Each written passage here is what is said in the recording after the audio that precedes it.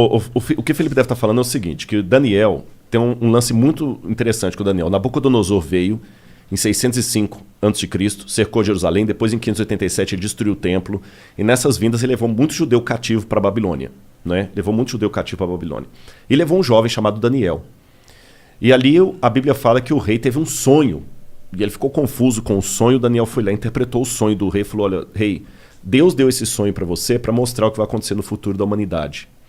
E o sonho do rei foi um sonho onde ele viu uma estátua com vários elementos, ouro, prata, bronze, ferro e ferro misturado com terra, com barro.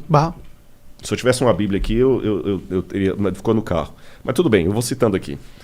Aí, Daniel capítulo 2, depois o pessoal pode ler em casa.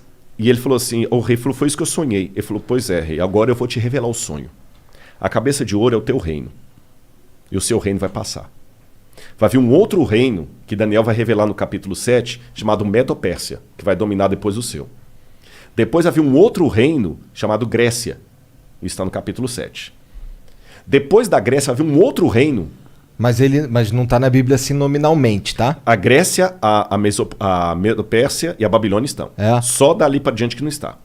Tá. Estão as características. Aí vira uma... É porque o livro da Daniel... Mas já existia naquela época esses países? Não, 606 a.C. é só a Babilônia. Tinha a Pérsia, mas a Pérsia era um trocinho desse tamanho. Entendi. Você está entendendo? E a Grécia tinha lá no Peloponeso, aquele monte de ilhas lá, nada, né?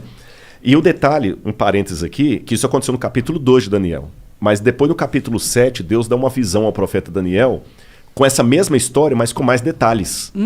E depois no capítulo 8, com mais detalhes. Daniel vê monstros, bichos, e Deus vai explicando. Por que Deus fez aquilo? É a maneira de entender, parábola, não é? E Deus vai dando detalhes. Aí Deus fala o seguinte, como são as características? Eu estou pegando igual Daniel 2 e 7. A Babilônia vai passar, o reino que virá da Medo-Pérsia, ele será forte por um lado e fraco por outro. Ele terá duas forças. E realmente foi a junção da Média e da Pérsia, Dario e Ciro, que destruíram a Babilônia. Quando fala da Grécia, fala da Grécia de um único rei que ia dominar o mundo, mas ele mesmo se autodestruiria.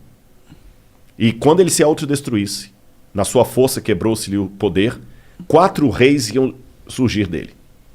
Aí quando você chega no período aí você tem então 606 a.C. a Babilônia. Em 538 a.C. veio a Medo-Pérsia e destrói a Babilônia, igual Daniel falou. Em 331 a.C., Daniel já tinha virado farinha, vem o filho de Filipe, Alexandre o Grande, da Macedônia, e começa a fazer as conquistas gregas. Igual a profecia falou. Entendi. E Alexandre o Grande, ele só ia conquistando e não voltava, conquistando e não voltava. E como é que Alexandre morreu? Ele se autodestruiu praticamente, porque ele morreu em 323 a.C., com 33 anos de idade. Aí tem algumas versões, alguns acham que ele contraiu febre tifoide na Índia, outros acham que ele resolveu beber uma taça de vinho para cada ano da vida dele. Eu sei que na sua força ele se quebrou. O reino de Alexandre não foi dominado externamente por ninguém, ele mesmo morreu. E ele não deixou descendente, porque ele tinha um filho com Roxane que foi morto. E aí, o que aconteceu depois da morte de Alexandre? Lembra a profecia? Depois que esse rei se quebrar, vão vir 4 no lugar dele repartindo o reino. O reino de Alexandre é repartido entre seus 4 generais. Cassandro, Seleuco, Lisímaco e Ptolomeu.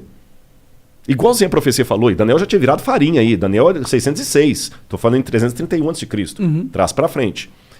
Aí falou que depois que esses 4 divisões se sugeria, aí viria um reino que dominaria todo mundo com mão de ferro. E ele duraria muito tempo. E vai falando das perversidades. Aí quando você pega quem substituiu ali depois dos 4 Diódoros de Alexandre, Roma. E fala detalhe por detalhe de Roma.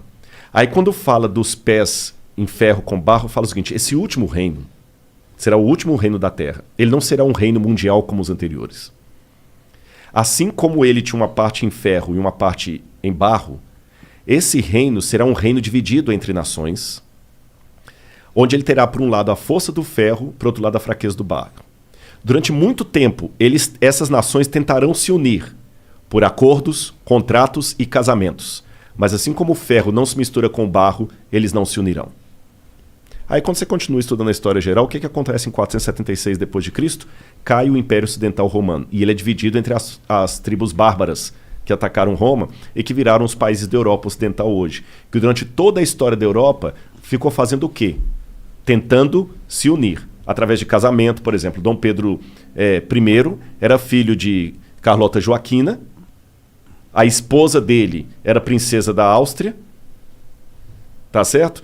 A Rainha Vitória chegou a ser chamada de vovó da Europa, porque ela tinha parente em todo lado. Lembra que o que casou com a Elizabeth agora, ele era de sangue alemão e estava na Grécia. A Europa toda tem parentes e eles não conseguiram unir a Europa. O que Napoleão tentou? O que Carlos Magno tentou fazer? Unir a Europa, não conseguiu. O que Napoleão tentou fazer? Unir a Europa, não conseguiu. O que Adolf Hitler tentou fazer? Unir a Europa e não conseguiu. Mercado como europeu, unir a Europa e não conseguiu. Agora o Brexit. A Europa pensou que unir, rachou de novo. E a profecia falou que esse reino seria um reino dividido até o fim, quando então virá uma pedra do céu que é a volta de Jesus. Eu dei um panorama assim rápido, sabe? Então acaba com o cometa. Não, aí é um símbolo da asteroide. volta. Não é um asteroide. Fala que é uma pedra como se fosse tirada uma montanha. É um símbolo da intervenção divina na história. Entendi. Nos dias desses reis. Então, cara, é muita coisa coincidindo assim que você vai assim, pô, mas aconteceu ao pé da letra. Esse é só um exemplo. A Bíblia está lotada de profecias. Não são profecias como música de Roberto Carlos quando você está na fossa. Qualquer uma conta a sua história. Você entendeu? Não tem música assim. Qualquer uma conta a sua história. Você tá lá, tomou um pontapé no traseiro da menina, parece que a música foi feita pra você. Sim, histórias que são arquéticas. Não, tipo não a é o história do caso. herói. Isso aqui é... Histórias que se repetem na humanidade. É muito